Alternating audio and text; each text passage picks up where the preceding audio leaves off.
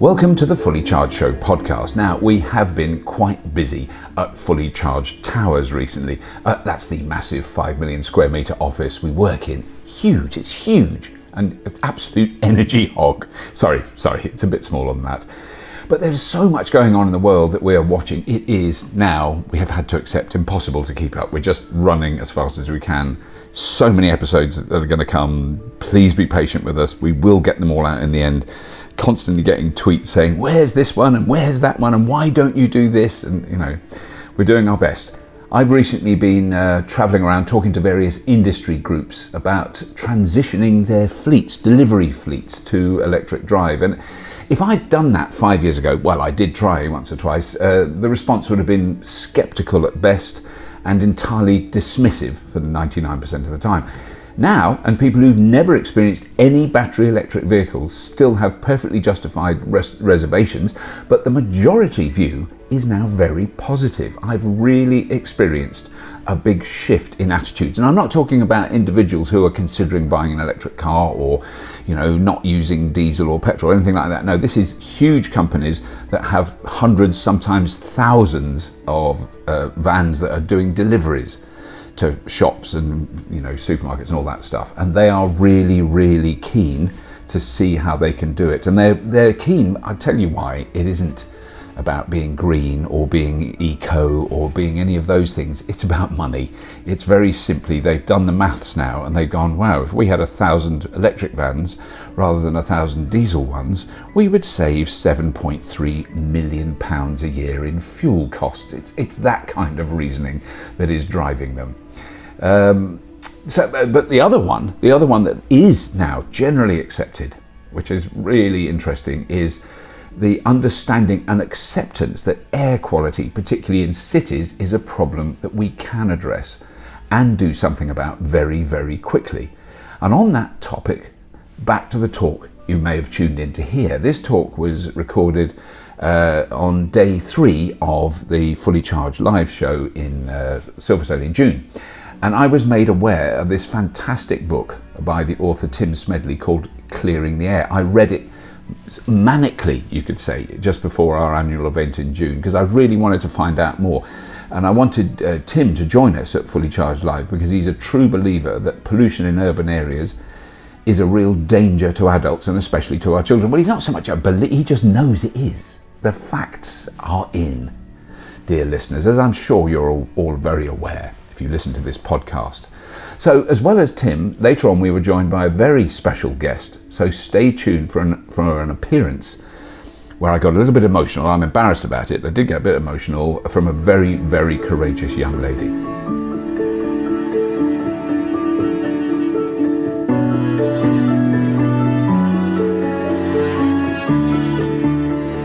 So please welcome onto the stage Tim Smedley. So it would be brilliant if, like proper book reviewers on Radio 4, when they talk about the book, they clearly have read the whole thing. I've read sort of half of it because I've never read the whole thing. Do you think they haven't? Are they just good at lying? Maybe that's what it is.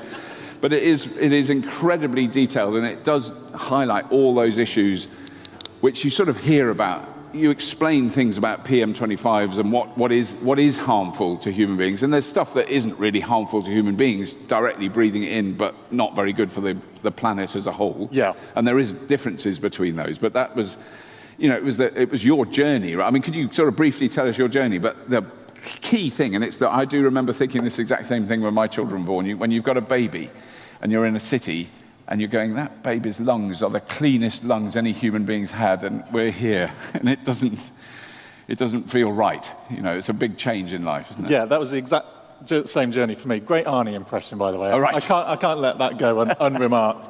But yeah, so my journey for this book, it was about 2014. I'd become a dad. I was an environmental journalist, wrote for The Guardian and the Financial Times. And I was mostly writing about these environmental issues that were quite far away, really.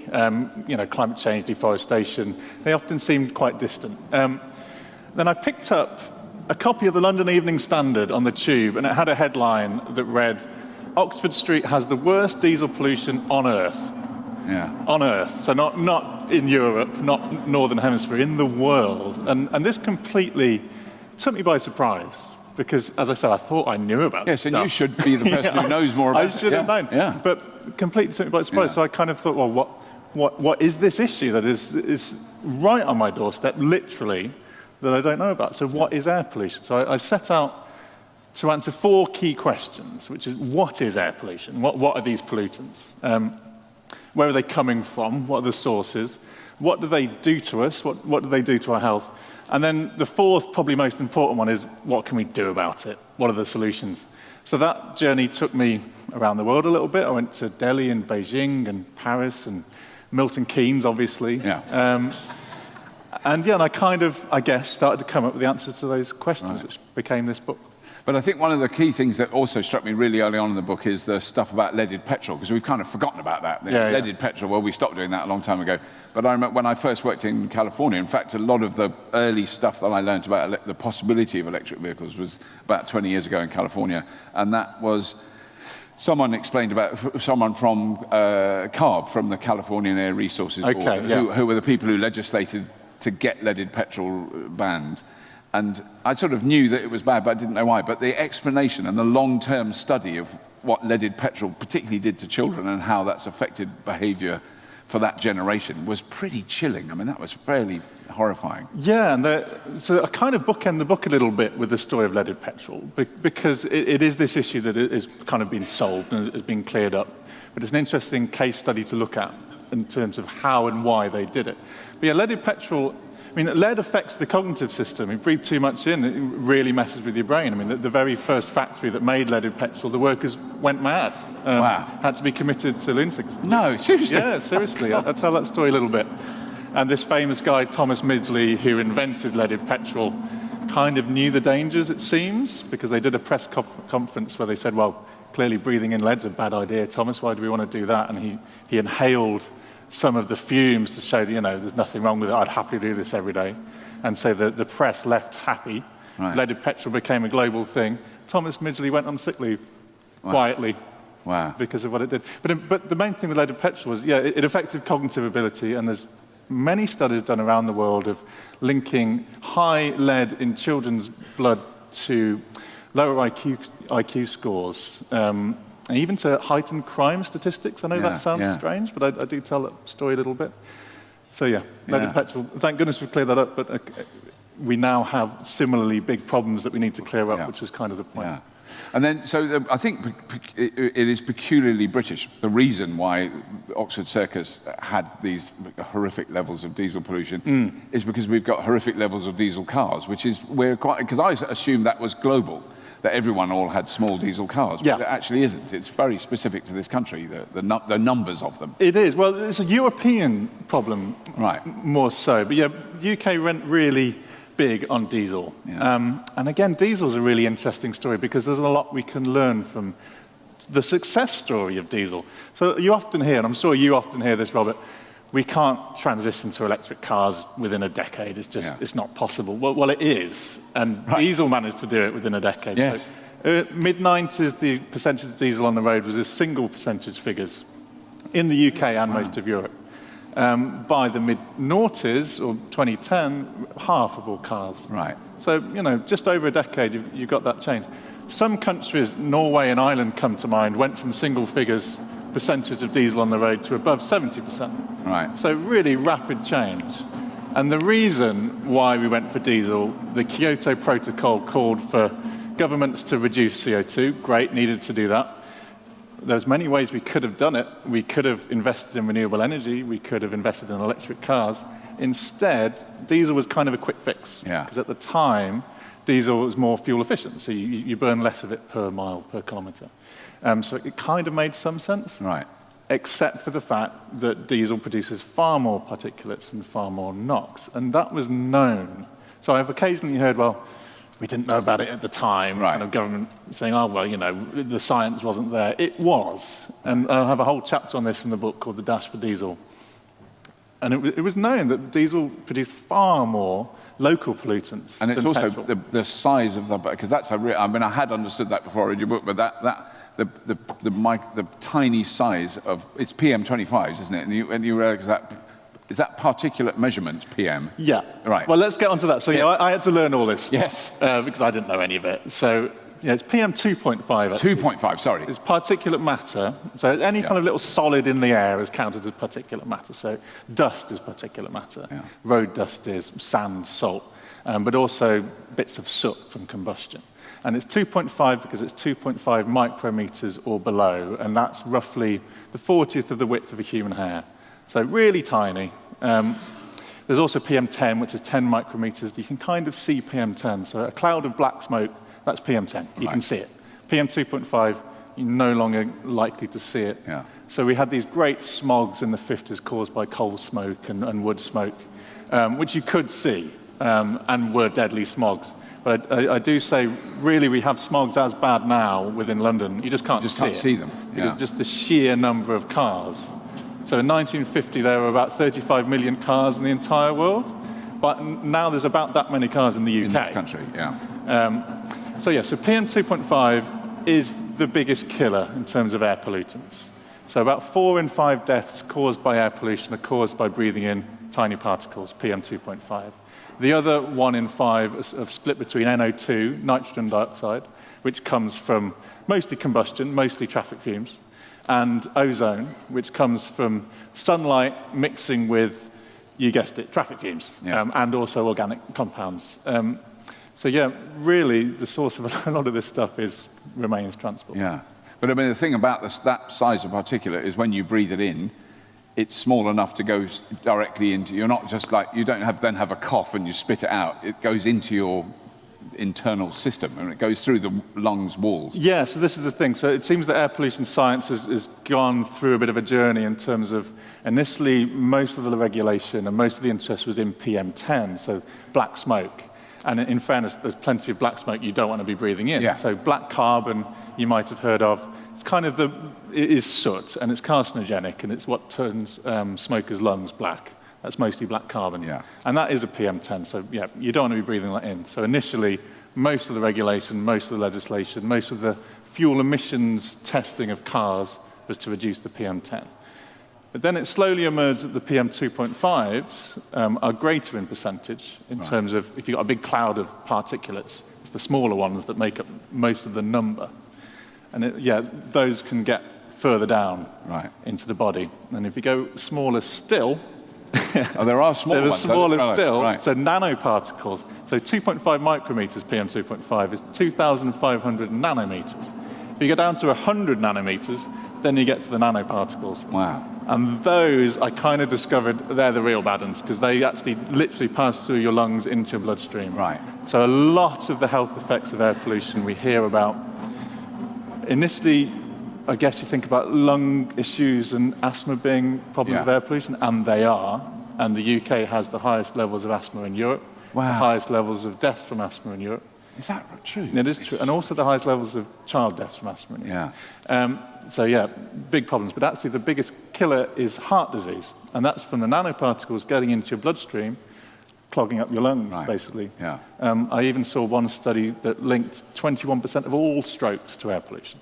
Wow. That's one study, but it's just interesting if it's anywhere near that. I mean, blimey. Yeah. And so then, in terms of solutions, then, just because this is very specifically what this show is about, because I always love collecting all the stories where electric cars are dirtier than diesel because of the way the batteries are made, because of tyre and brake wear, which is a really good, totally. I know that one was spurious from experience, but there's an impact from electric vehicles. But I mean, if London, for instance, only had electric buses, taxis, and cars, delivery vans in it, how much of a difference would that make? I mean, do you see that as a solution? Yes, and a tiny bit no. There was a modelling study done by King's College London on this. So they've got this awesome model of London, and they can play with it and put in different ideas. And they modeled what would happen if you replaced every single vehicle with an electric vehicle, assuming that, pollution would plummet. It did plummet, so NO2 disappears, basically. You still get a bit of background from boilers, but that's about it. So brilliant, NO2 problem solved. But PM 2.5, which, as I've just said, is the biggest killer we know, is only halved if you fully electrify the fleet in London. Now that, in a way, sounds like, it's not as big a improvement as we'd have hoped. Yeah. But actually, the modelling hasn't yet been done on nanoparticles. Right. And nanoparticles, these really tiny ones, are mostly produced by highly efficient, actually, petrol and diesel cars, and your proximity to them. So literally, there's a difference between a few meters. I think that's an important point, is that this stuff doesn't... I've always assumed if you're 20 miles outside London, you're still breathing London pollution, or of some of which you are, but these particles don't travel far and don't last long. No, I mean, there's an element of pollution that does swirl around and can be even cross-border and come from the continent. But in terms of the really tiny bits, and in terms of NO2, it's really about your proximity to the source. Local, yeah. There's a great study done in London of the difference between the nanoparticle count if you're walking on the curb side of a pavement or the building side of a pavement. And there's a difference of about 100,000 particles. Wow. Just a few, 2 or 3 meter difference. I can't wait till I want to walk down the street and everyone I see that's walking, like, brushing the wall of the building, we know was at this talk. Yeah, or has read your... Or me. Or you. Or me. I find myself doing that in London. Because I'm always, stepping off the curb because if it's crowded, to walk along I'm not doing that again. Yeah, don't do that. No. But that also means that if you're sat in your car, if it's a petrol or diesel, you're the most exposed out of anyone. So people often say, well, what about walkers and joggers and cyclists? And, well, actually, they're a bit less exposed to that pollution, because if you're in a car, you're sat directly behind an exhaust pipe and you're breathing that in. So, yeah, these tiny particles, the ones that are worst for our health, it's about proximity to source. Right. Yeah. But, I mean, so is there sort of evidence, because this is what is always a contentious thing, I mean, obviously, tyre wear, tyres do break down and there'll be bits of tyre lying around. Is that part of... Well, yeah, you'll find me at that talk this afternoon. I'm looking forward to that one. But that was my other point. So this modelling 50% drop-off in PM 2.5, okay, it's a halving, but it's also, you're no longer now having the combustion particles. So you're getting a resuspension of road dust. You're getting some tyre wear. Some brake wear, though, as we know, regenerative braking massively reduces that. And it's the combustion particles that the science currently suggests are the worst for us to breathe in. Right. So I'd still much rather breathe the dust as an electric car drives past than I would the fumes of a petrol or diesel. Yeah. So, yes, it's definitely part of the solution. Right. But a little bit of pushback on this is that if we did just do that modelling study, just replace every car with an electric car, I think we've kind of failed. And the reason why is because even better, in terms of pollution point of view, is cycling and walking. Yes. Now, or public transport. Or public transport. One electric bus rather than 50 electric cars. Electric buses are the answer, really. Yes. That's what we've got to go for first, absolutely. Completely, and they're coming online now. So Cardiff have just put in an order for 50 electric buses. Oh, brilliant. Coventry 10, Manchester 30 or so. Right. So any local authority that says, as mine currently is, it's not technology that's yet available. Yeah. Oh, it is. Yes. Oh, it is. And it'll save the money as well. I mean, it's ridiculous. Yeah. So, walking, cycling are the first best solutions. And this isn't about removing cars from the road. It's just about reducing the number of them. So the recent British Household Survey found that half of all journeys by car are below 3 miles. Yeah. And 28% of all journeys by car are below 1 mile. Now, we can eat into that percentage a little bit, I think. And that's about improving walking, cycling infrastructure for us all to be able to do it a bit more. Yeah. I'd love to open this up to questions from the audience. I'm sure you've got some for Tim. So you've told us a lot of sort of statistics about air pollution and things. If you had sort of 10 seconds to convince your family and friends that this is a threat, what's the one sort of main statistic you use to kind of make them say, wow, okay, this is serious? You've found my weakness for blabbering on with statistics. It would probably be, and it wouldn't be below 10 seconds, but I'd do my best. It would probably be the children's lung studies. These have been repeated around the world. They started in California, most recently in London. And they found that proximity to the road can reduce lung capacity in children by as much as 10%. Not just can, but quite regularly does. So the closer children are growing up near busy roads, the less lung capacity they have. That's the one that shocks me still, even saying it now. So yeah, probably that one. I'm just quickly looking up the name, because I'm so bad at names. Ella Kissy Deborah, that's who I was trying to remember. Do you know that story? I mean, I think it's worth mentioning that, the research that went into that. Yeah, so this was a 9-year-old girl that died in 2013 from repeated asthma attacks. And her mum, now Rosamund, is an amazing campaigner. Yeah. And she's trying to get Rosamund's death certificate to have air pollution registered as the reason for death, which currently would be, I think, a world first, but certainly the first that's known about. And that's really important because we've got all these health issues, all these diseases that we know are very strongly linked to air pollution, but you can quite easily then say, oh, it's just a heart attack. Oh, it's just an asthma attack. Yeah, people have had asthma forever. It's just that. Yeah. But I think they've got a really strong chance. So a new inquest has been announced. And good. So I'm really hoping that will come. She's a remarkable woman. If you get the chance, if you follow her on Twitter, she's so on the case. She's extraordinary. This girl's mum. I mean, one of I actually heard about it on the radio, but it was someone being interviewed about it who keeps records of daily air pollution levels. I think they live just off the South Circular. I think it was either the South Circular. South Circular in London. Yeah. And there was these. They had her asthma attacks logged in when she had the serious asthma attacks and was hospitalised as a 9-year-old kid. Yeah. And then they matched them up with the highest levels of particulate pollution in her area.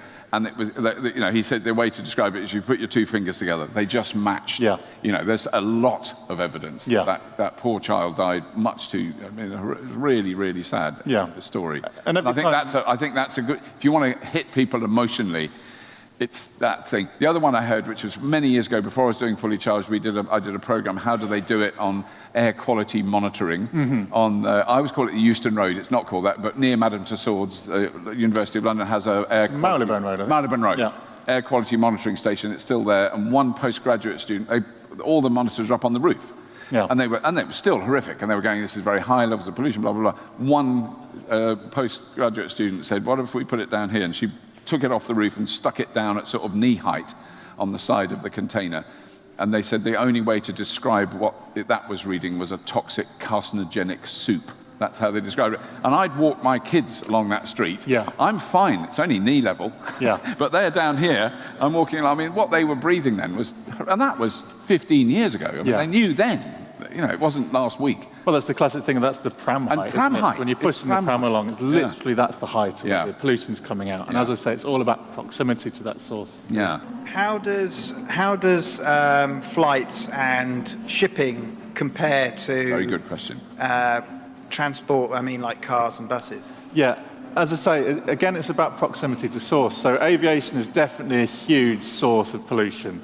But in terms of the air pollution we're breathing in, and that's mostly an issue about whether you're near an airport or not. And there's a lot of transboundary pollution that blows around the world, swirls around from aviation. A lot of it kind of bunches together. And it's not to kind of minimize it as an issue, but it's just that you're not going to often be that close to the back of a jet engine. Shipping, however, if you live in a port, bad news. And I was really shocked by shipping when I started looking into it in the book. An official spokesperson for the shipping industry admitted to me on the record that they're basically burning the equivalent of tarmac in shipping that goes around the world. And he said that the lowest dregs of the oil refining process. Bunker fuel. And he said that they used to burn diesel, which we know is bad, relatively better. But he said basically the oil and gas industry needed an outlet for this gunk that they ended up with. End of refining. Yeah. And shipping kind of happily took it because it was cheap fuel. But you don't want to go anywhere near the large cargo ships. And that is, one of the encouraging things is that, in fact, Orkney, because they have lots of ferries coming in and out all the time, one of their big problems for the town, for their residents that live near the dock, was the ferry had come in and I'd unload cars and the diesel engine's going while it's not moving to run all the auxiliary power stuff. And so they've developed a thing where they're using excess wind to split water to make hydrogen, to put into a hydrogen fuel cell that powers the ships so they turn their engines off. And I don't know if I think they've started doing it with one, but if we do nothing else with shipping, if they're not running their engines, I've been on very big container ships in a dock, they're not going anywhere, they're being loaded up. and you're going, what's that noise? And those engines are the size of a row of terraced houses. I mean, they're not little. Yeah. I've been on a cruise ship where you can see where it changes from port, where it's running on diesel, to where it changes to bunker fuel. Yeah, when and it's out. it's just a black plume of all sorts. Yeah. There are solutions slowly coming in. So California and I think Helsinki, a few large docks are doing something called cold ironing, which is basically they insist that the ships have to plug in for the last bit and plug in when they're in port. So that makes a big difference. It's a self-charging hybrid ship, which is brilliant. You may not be aware of there's a bit of controversy about the Toyota's recent advertising campaign. Okay. Anyway, let's move on. Any other questions? Hi, to answer that other person's question, I read that America is running about 1 million barrels a day, running just the army.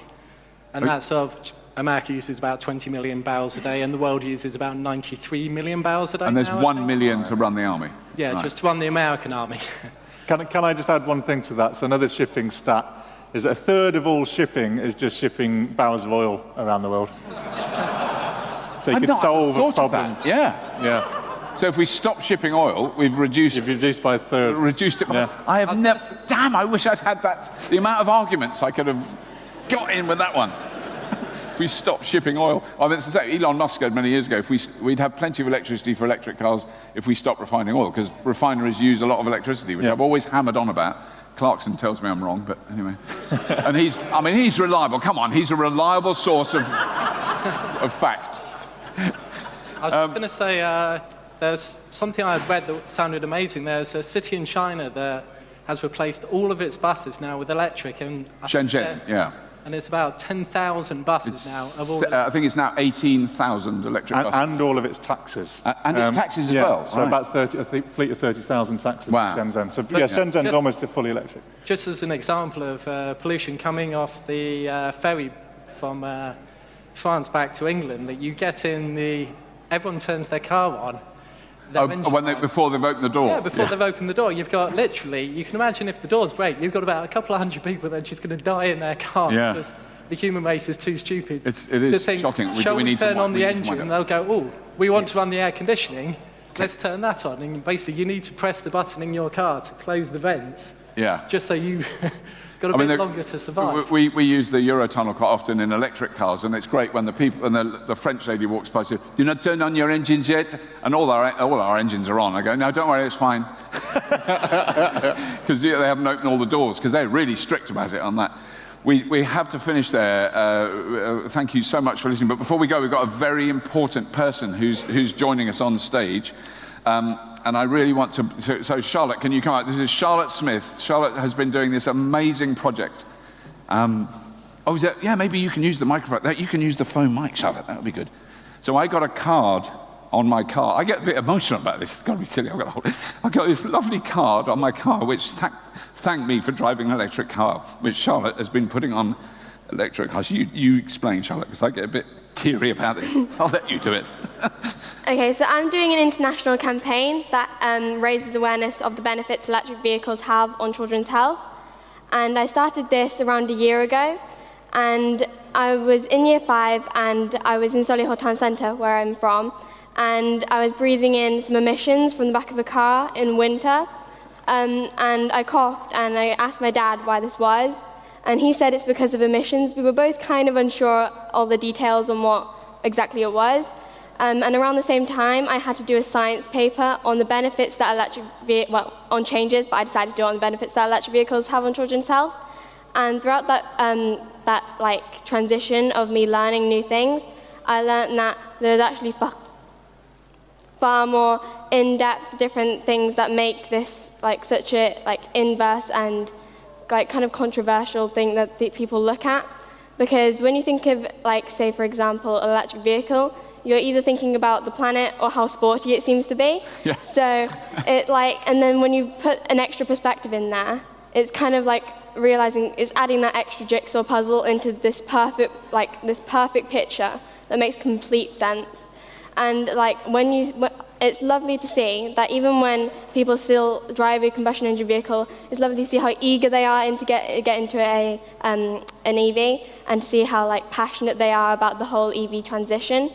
And it's like kind of, it's really emotional to see people. And when they find this in the cars, sometimes you sneakily look over your shoulder and they're like picking it up. It's like so heartwarming to see that they've actually like, say they have children in the back seat and they look back, and it just kind of is entirely reassuring because they just smile. And they know that they've made this entirely right decision. It's a decision that they made, even whether they know it or not, for their children, for their friends' children, for their friends' grandchildren, for their grandchildren. For like every single child that they know, their health is at risk, and they're doing the exact right thing to save them. Thank you so much, Charlotte. That is fantastic. Well, sorry, I didn't realise you had a mic on, so you didn't need that. I actually have 2 cards. One for you, Robert, supporting electric vehicles, and one for you, Tim. Oh, thank you so amazing. much. Wow. You're welcome. Thank you, that's great. Because I was quite disturbed when I first saw it because it had lungs on it. I went, oh my God, there's some lungs. So it's got a brain, heart, and lungs on it. Thanking everybody. That is fantastic. Thank you so much, Charlotte. That's really good. Give her a really, it's a brilliant thing. Great round of applause. Thank you. And also, thank you, Tim. Thank you, Tim.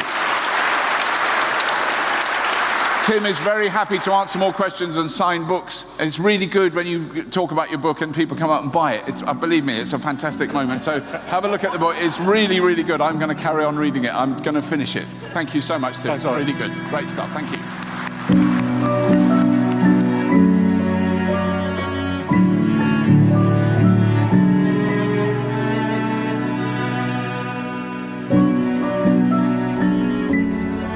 So yes, a very emotional talk and an appearance from Charlotte Smith, and we thank them both for appearing on stage alongside me at Fully Charged Live. Also, the wonderful news for Tim, his book, Clearing the Air, was recently shortlisted for the Royal Society Science Book Prize of 2019. Now, related to that, I'm not a judge on it this year. I have been a judge for a couple of times on this book prize, and believe me, that is an achievement to get onto the shortlist, because the long list is monstrous. It is huge. So for him to get on the shortlist is fantastic, even if he doesn't win. So congratulations to Tim from all of us at Fully Charged Towers, and I wish you the very best of luck. And if I had any way of voting, I'd definitely vote for that book. It is really, really good. We'll put a link to the book in the show notes, but it's really well worth a read. And you know, if anyone goes, oh, my diesel's clean, I burn clean diesel, you don't even need to read it to them, just tap the cover and say, no it isn't.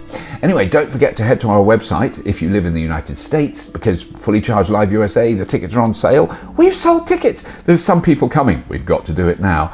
It's going to be held at the Circuit of the Americas in Austin, Texas on the 1st and 2nd of February 2020 to be exact. And I won't be doing any sort of lousy American impression accents.